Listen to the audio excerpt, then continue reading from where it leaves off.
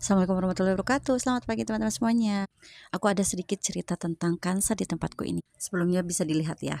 Penempatan kansa di tempatku itu rata-rata di bawah pohon aglonema yang agak merimbun ataupun di pojokan. Bisa dilihat di depannya itu nggak ada aku menempatkan aglonema kansa, rata-rata di pojokan yang tersembunyi.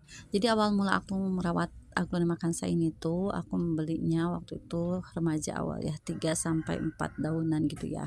Karena memang aku belum mengerti tentang perawatannya, jadi aku menempatkannya itu di bawah bigroy, di bawah rerumpunan bigroy, jadi tidak terlihat.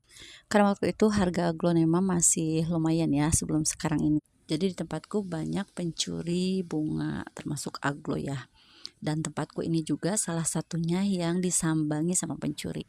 Ada sekitar 20 pot lebih yang dibawa. Disisakan itu yang di bagian bigroy karena menurut mereka mungkin bigroy itu kurang bagus harganya. Dan alhamdulillahnya untuk kansa karena mungkin di bawah bigroy tidak terlihat jadi tidak dibawa sama mereka. Ada juga baby-babyan waktu itu gue lihat ya baru 1 daun plus yang nggak terbawa.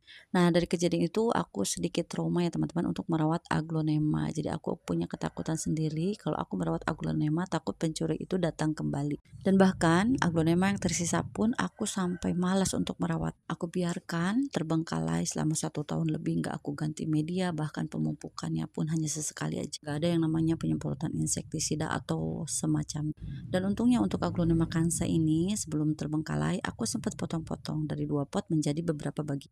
Sampai akhirnya di akhir bulan Juni 2025 kemarin aku baru ada keinginan untuk merawat aglonema kembali. Dan setelah aku kumpulin ternyata aglonema kansaku udah menjadi banyak. Waktu itu sekitar 17 tanaman. Dan emang nggak merata ya, ada yang memang udah remaja, ada yang masih baby kecil-kecil. Karena pertumbuhannya itu kurang bagus, akhirnya aku potong kembali ya teman-teman, perbanyak menjadi 25 pot waktu itu. Dan ini aku sisakan satu dari hasil potong pucuk karena untuk indukan ya, aku nggak punya yang besar.